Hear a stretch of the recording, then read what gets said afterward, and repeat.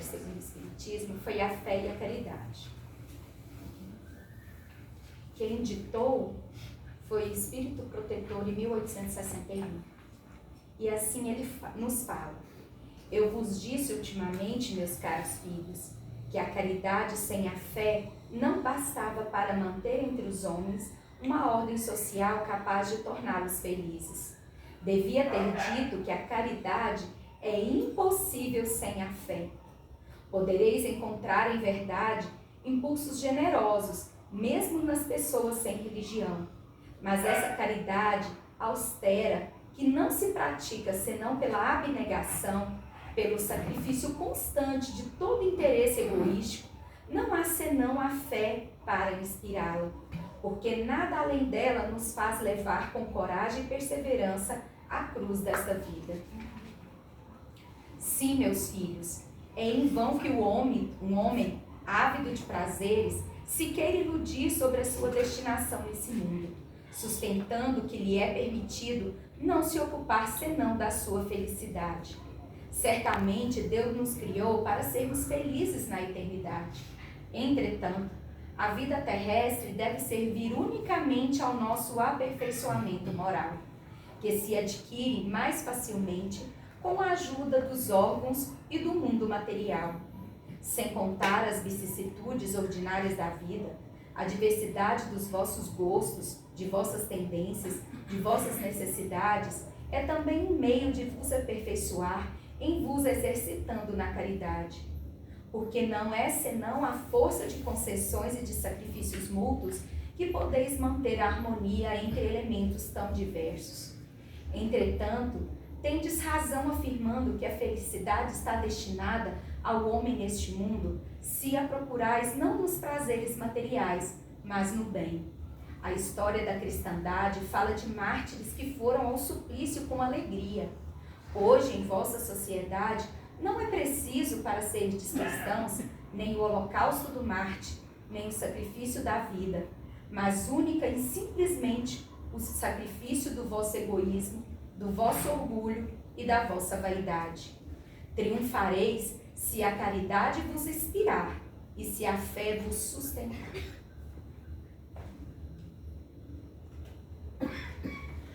Para a gente compreender o que essa mensagem trouxe para nós, primeiro a gente tem que compreender as duas principais palavras: o que é fé e o que é caridade. Porque o que ele está falando aqui é que a caridade vai nos salvar. Mas quando a gente começa a ler livros espíritas sérios, a maioria deles psicografado pelo Chico, que aí a gente sabe quão verdadeiros são aquelas histórias, a gente vê assim pessoas que viveram uma vida fazendo bem para as pessoas, indo em asilos, cuidando de crianças órfãs, indo em clínicas, fazendo cesta básica, fazendo sopa, indo de encontro à dor. E quando eles chegam no plano espiritual, estão numa situação miserável. Ué, então a caridade não salva ninguém, não? Então não é um contrassenso, se a gente for pensar? É porque muitas vezes, muitos de nós, quase nós todos, inclusive eu, a gente ainda não compreendeu o que é essa caridade. E aí a gente precisa ir lá no livro dos Espíritos, que Kardec pergunta para os Espíritos assim: o que é caridade? Mas o que é caridade para Jesus, não para nós. Não para nós, para Jesus, porque a gente tem um entendimento desse pequititinho, né? Mas Jesus, qual é o entendimento da caridade por Jesus? E aí ele fala aquela frase importante, né? Os Espíritos falam: benevolência para com todos, indulgência com os erros alheios e perdão das ofensas. Falou em distribuir sopa? E levar roupa para as crianças, que não tem roupa? E aí a gente acha que caridade é só isso. Depois dessa leitura vem falando mais. E aí ele fala isso, que isso também é caridade. dar, vestir a quem não tem roupa para vestir, dar comida a quem não tem o que comer, dar o ombro para quem não tem com quem conversar. Isso também é caridade. Mas é uma caridade mais fácil de ser praticada. Muito mais fácil. Como é fácil, dia de sábado, a gente se dispor de 1h30 para ir na clínica conversar com as pessoas independentes químicas. Facinho. E mesmo assim a gente enrola e não vai. Qualquer coisinha é motivo para a gente não. Imagina essa caridade entendida por Jesus. Então vamos compreender quando ele fala. Benevolência para com todos. O que é benevolência? Benevolência vem de bom, de bondade. Então é ser bom para as pessoas. É ser útil para as pessoas. Né? É compreender que as pessoas são falhas assim como eu. Elas talvez não cometam os mesmos erros, mas cometam erros diferentes. Às vezes uma pessoa que eu conheço tem um monte de defeitos. Eu não tenho. Mas com certeza eu tenho outros. Então eu tenho que abaixar minha bola. Porque eu tenho outros. Isso é bondade. Bondade é estar disposto a querer o bem do outro. Indulgência para com os defeitos dos outros. Indulgência é se dispor a perdoar. Uma coisa é eu falar assim, você me ofendeu muito. Eu ainda não te perdoei, mas eu estou me esforçando para que isso aconteça um dia. Isso é indulgência. Eu ainda não perdoei, porque está doendo ainda. E eu tenho o meu tempo. Ele tem o tempo dele, ela tem o tempo dela.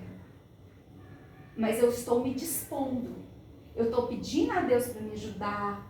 A hora que eu escuto o nome dele, a hora que eu penso assim, quero que ele se lasque. Não, Senhor, eu não quero, eu não posso querer isso. Então eu volto atrás no meu pensamento inicial e refaço aquele pensamento, aquele desejo meu. Isso é indulgência.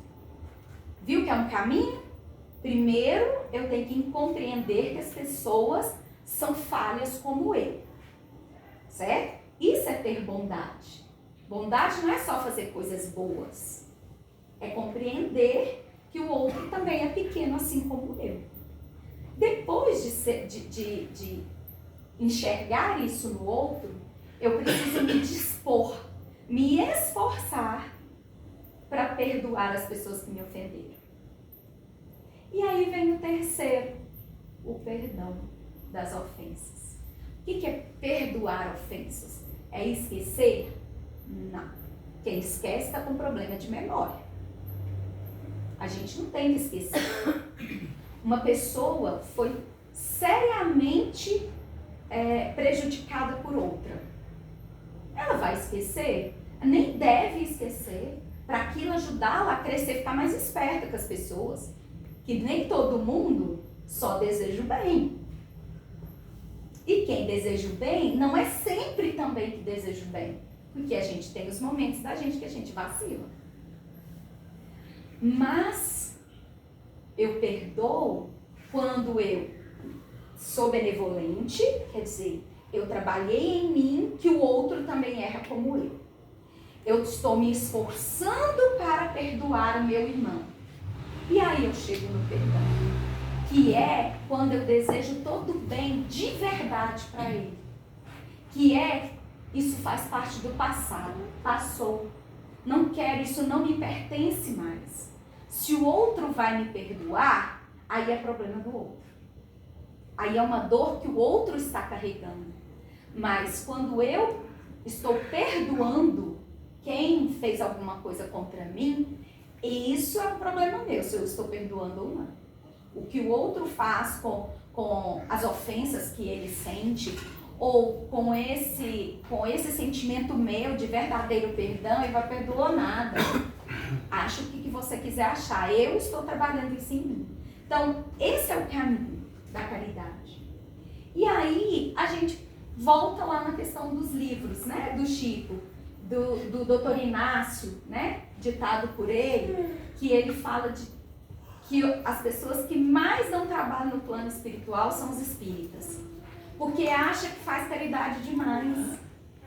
Só que caridade é aqui dentro. Isto é, eu só estou fazendo caridade quando eu vou para a clínica se eu estiver colocando isso em prática. Porque para eu colocar isso em prática, a primeira coisa que eu tenho que fazer é não julgar aquelas pessoas que estão lá. É não achar que eu sou melhor que elas. Eu estou numa condição atual melhor que elas. Porque eu não estou com esse vício, eu não precisei ficar internada. A condição é melhor. Mas eu não sou filho de Deus melhor do que elas, do que eles. É diferente. É diferente. Né? Então eu só vou praticar a caridade quando eu coloco amor no que eu faço durante aquele trabalho que eu estou realizando, mas quando eu faço também essas 3 coisinhas dentro de mim com as pessoas com quais eu convivo. Porque se eu só for boazinha e falar mansinho, só aqui dentro do centro eu tô lascada. Mais cedo ou mais tarde, essa consciência vai vir a mim. Eu vou ter essa consciência que eu não pratiquei caridade, que eu não trabalhei dentro de mim aquilo que eu precisava trabalhar. Por isso que quando a gente chega do lado de lá, a gente se dá mal. Vocês assistiram Filmes Mensageiros, que é a continuação do Nosso Lar? Quem assistiu viu o Isidoro, né? Quem leu o livro, melhor ainda, porque aquilo lá é só um pequeno fragmento do livro. Quem assistiu o filme, eu convido a ler o livro, porque ele é muito profundo, traz muitas lições. É a parte 1, Mensageiros, parte 1. Ele é só um pequeno fragmento, tem várias histórias ali por trás, é muito grande, né? Não dá para colocar num filme, realmente não dá. E aí conta a história, parte da história do Isidoro. O Isidoro é um médium que fez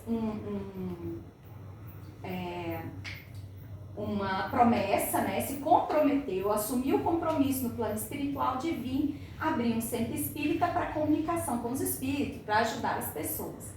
E assim ele estava fazendo. Mas na família dele, ele era extremamente rigoroso. Então ele não estava fazendo caridade, só em parte. E ele ajudava tantas pessoas. Mulheres que iam ter neném, não tinham uma roupinha para o neném, ele corria atrás. As pessoas com fome, ele tirava da casa dele, quando ele não conseguia para dar para as pessoas lá fora. Ele tirava dos filhos dele, que ele teve 3. E mesmo assim, quando ele desencarnou, ele estava numa situação deplorável. Porque ele não estava compreendendo que os filhos dele erram. Que ele tinha que olhar os filhos dele com amor também. Ele não podia ser tão rígido assim. Porque ele não era com as pessoas lá de fora. Mas ele era com os filhos lá dentro de casa. E a gente é um único ser. A gente não pode ser um aqui no centro, outro no trabalho, outro dentro de casa. O que a gente faz é discernir comportamentos. Então, se eu tô com a minha família, eu falo besteira, eu conto piadas, pode ser piadas até pornográficas, pode, eu tô dentro da minha casa com os meus familiares, aqui eu não posso. Então, eu me adequo às situações, mas eu sou um único ser. O que eu trago dentro de mim é isso em qualquer lugar que eu estiver. Isso é caridade. Agora a gente vai para a danadinha da fé. O que é fé? A gente sabe que tanta teoria, né? Sábado a gente estava lá na clínica e a gente perguntou para as meninas o que é fé para elas. Teve tantas definições bacanas, mas quando a gente foi perguntar, mas como que é? Na prática, o que significa isso? O que você tem que fazer? Não sabe. Eu também não sei direito. Por isso que eu estudei para estar aqui hoje, fala. Porque eu também não sei. E hoje eu estou sendo provada grandemente nela, né? Exatamente hoje.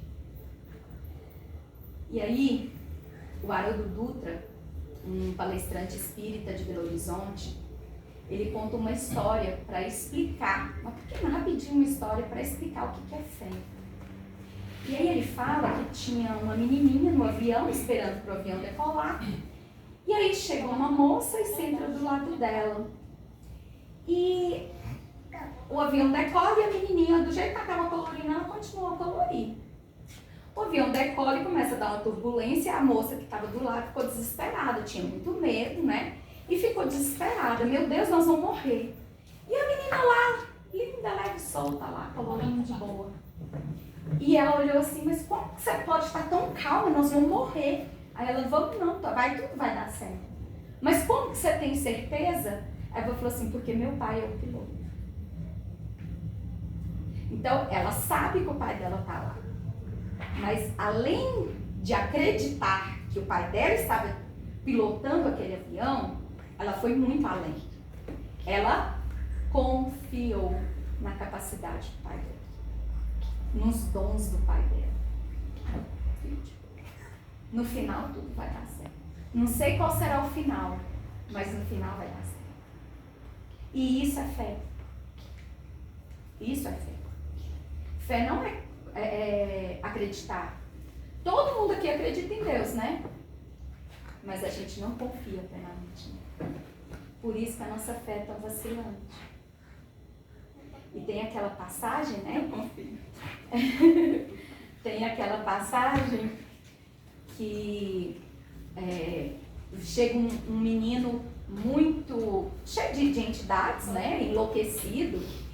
E alguns dos apóstolos foram lá tirar as entidades, né, expulsar os demônios, como era o vocabulário da época, e eles não deram conta. E Jesus foi, saiu, pronto, acabou em 2 segundos, né? E aí eles perguntaram, Senhor, por que nós não demos conta? Porque vocês têm uma fé menor que um grão de mostarda. Vocês já viram um grão de mostarda? É tão pequenininho que é pouco maior do que a pimenta do reino, quando está triturada. Quando ela está triturada, né? A semente da pimenta do reino não. Quando a pimenta do reino está triturada, que você pega um cisquinho daquele, é um pouquinho maior que aquilo lá. Pensa o que é a nossa fé. É menor que isso.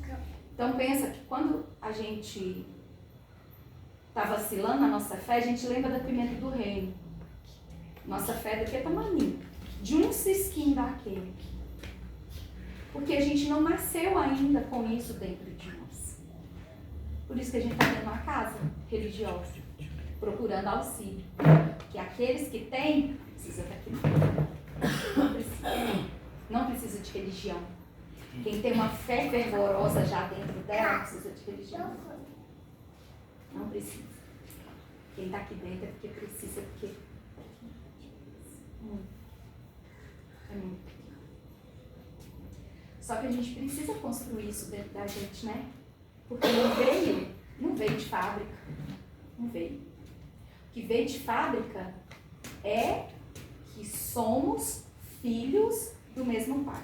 De um pai que é realmente bondoso, que realmente é benevolente, que realmente é indulgente, que realmente perdoa. É a única coisa que a gente tem dentro de nós que é inato. O resto, tudo precisamos construir em nós. E outros que precisamos desconstruir, como a inveja, a arrogância, né? O egoísmo, o orgulho e por aí vai, né? Mas como construir isso, hein, em nós? Como construir essa fé em nós? Eis a pergunta. Eis a pergunta. A irmã Dulce, quando ela começou o trabalho dela lá na Bahia,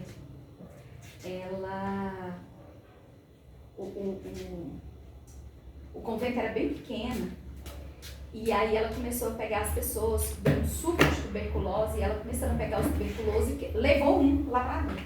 E a madre, na época, falou assim, irmã Dulce, não dá, aqui não cabe. Aí ela, mas a gente tem um galinheiro. Ela, mas no galinheiro, não pode. Galinheiro é alugado, porque a gente precisa do dinheiro do aluguel do galinheiro. Tem mais de 100 galinhas lá dentro do senhor fulano. E ela, não, pode deixar que eu vou conseguir. De repente, não existia mais galinheiro. Estava tudo limpinho. e tinham mais de 20 pessoas doentes lá. Tudo limpinho, nem parecia mais que era, que antigamente, né, que antes disso foi o galinheiro. E aí o danado do dono das galinhas chega lá. E ela fala assim, dona Dulce, pelo amor de Deus, o que a senhora fez com as minhas galinhas? Eu preciso das minhas galinhas. Ô, meu filho, cumpriram a função delas na terra. Alimentaram nossos irmãos. Não tinha sobrado mais nenhum. Ela ficou com medo que ia dar problema? Ela ficou pensando assim, se eu levar esses povos para cá, e se alguém pegar tuberculose? E se não der certo? E se? O que ela fez? Não fez. Mas ela não só trabalhou. Ela amou. Ela amou. Essa é a diferença. Verdadeira. Tinha um médico norte-americano muito famoso que revolucionou a parte da psiquiatria. Eu não me lembro o nome dele, porque eu também não saberia nem pronunciar se eu lembrasse. Ele realmente revolucionou a questão da parte da psiquiatria em relação à loucura. Ele chegou num hospital, na verdade não era hospital, né, era um hospício, e ele falou assim, eu quero a chave dos quartos, das prisões, que eram prisões. E aí o carcereiro, né, o enfermeiro, que era mais um carcereiro, falou assim, não posso te dar, eu vou soltar isso. Não, o senhor não vai fazer isso, porque eu vou perder meu emprego. Falou assim, eu vou fazer isso. Eles não vão ficar presos mais. Eu vou ajudar cada um deles com a medicina. Aí esse funcionário falou assim, mas se o senhor não puder curá-los, ele simplesmente falou assim, eu vou amá-los. Isso é caridade com fé. Isso é caridade com fé. Doutor Rio Moleque. Ah, não sei falar Tem um uma nome. história dele, tá? Doutor Rio Moleque. É maravilhosa, né? A história dele. Dos discípulos daquela... Substituiu toda aquela questão do eletrochoque, né? De respeito mesmo pelas pessoas. Respeito pelas pessoas. Ele não queria saber. Ele não queria saber do passado. Ele não estava se importando com o futuro, o que ia acontecer depois. Ele queria auxiliar.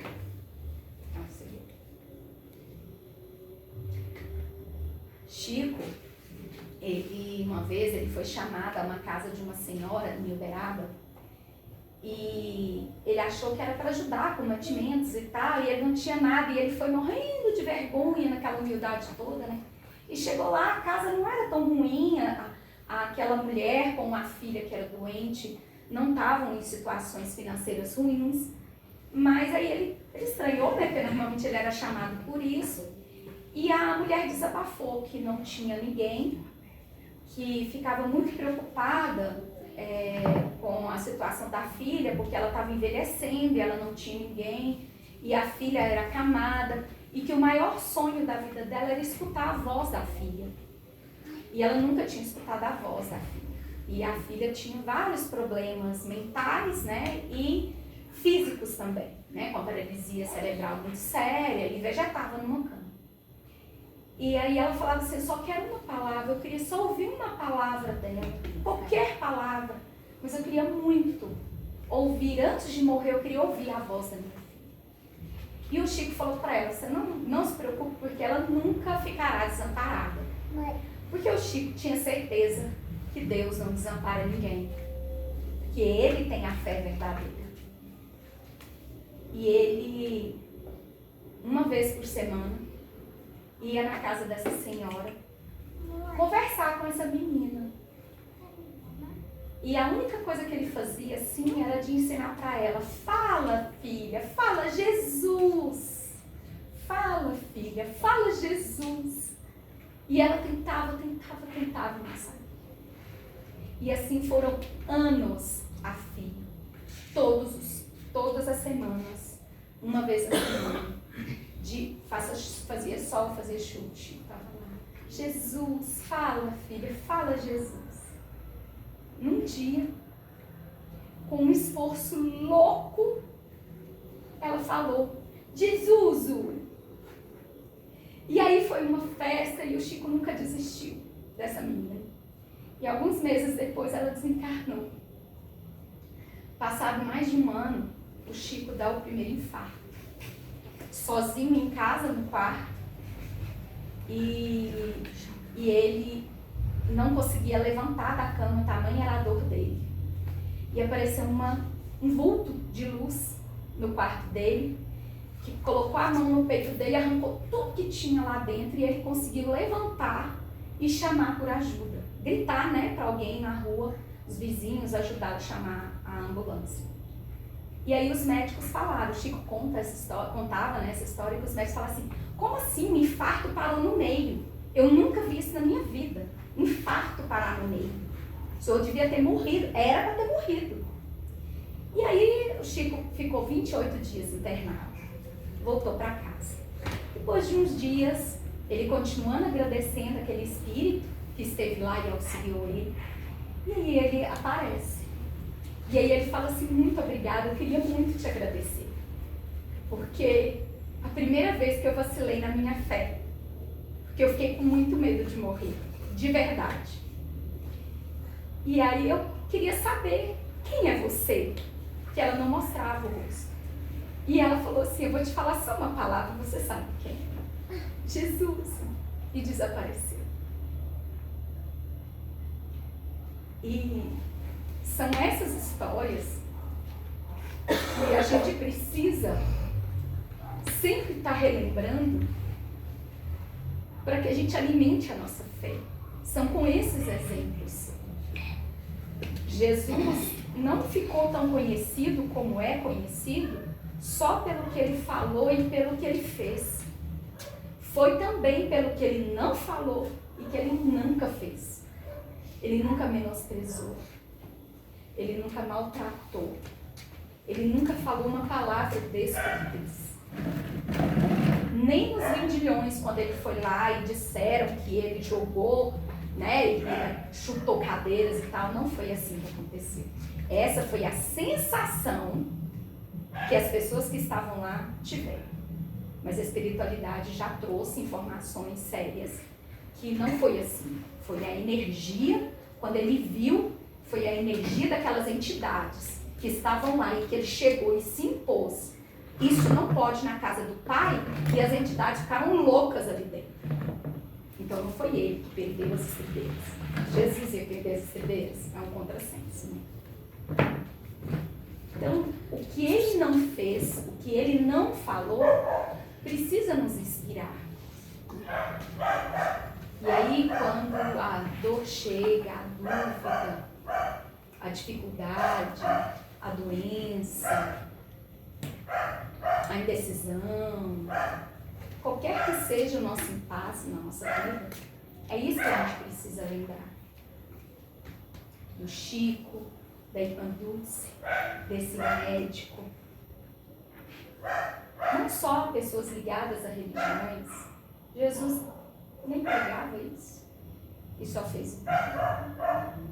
E é assim, quando a gente observa, eu quero ser igual, eu quero fazer igual, eu não quero fazer daquela maneira, eu não quero ser assim. Não é julgar o outro, mas é se espelhar no outro.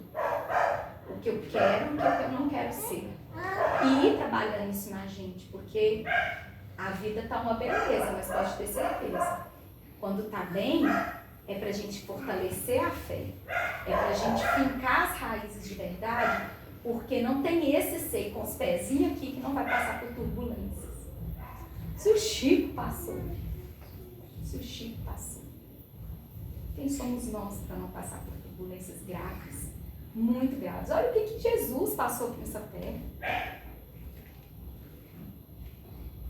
Para que a gente possa realmente, aos pouquinhos, devagarzinho, cada um no seu passo, no seu ritmo, e fortalecendo. Mamãe. Essa fé que não é inata a nossa. Não é. Não é. Precisamos sim deixar ela crescer. E ela não vai crescer sozinha. Ela vai crescer com esforço. Com esforço.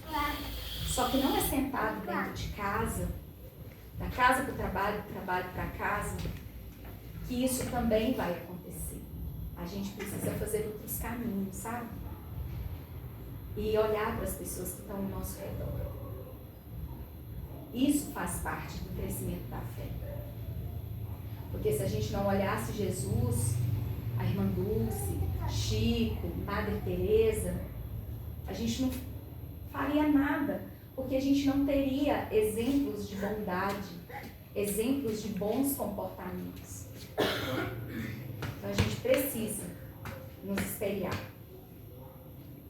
nisso, no que devemos e também no que não devemos falar e fazer. Então, a pergunta que a gente precisa ter em mente para fortalecer a fé é: o que Jesus faria no meu lugar nesse momento? O que ele falaria no meu lugar nesse momento? De auxílio ao próximo, de olhar para dentro de mim, de entender os erros das pessoas que estão mais próximas de nós. Isso não significa que a gente tem que tolerar tudo. Porque os limites também são amor. Coloca limite em filho para ver o que cresce. Não é? Não coloca limite na esposa, limite no marido para ver o que vai virar. Não é verdade? Mas eu não preciso do descontrole, mas a gente se descontrola. Isso que a gente precisa ir pensando nessa pergunta: o que Jesus faria? E guardem essa frase para vocês. Escrevam em algum lugar na casa de vocês, no celular, como lembrete todos os dias de manhã cedo para tocar e tá lá o lembrete no celular. O que Jesus faria se fosse ele nessa situação? A resposta é o que a gente deve fazer. Tá? E lembremos que a gente é um pozinho da pimenta do reino, né? Mas que a gente deixar crescer vai ficar do tamanho da mostarda e vai crescendo. Não nessa encarnação, mas se a gente chegou aqui sendo a poeira da pimenta do reino e voltar com uma sementinha de mostarda, que passo grande, que passo importante a gente pode dar. E esse é o convite da nossa noite.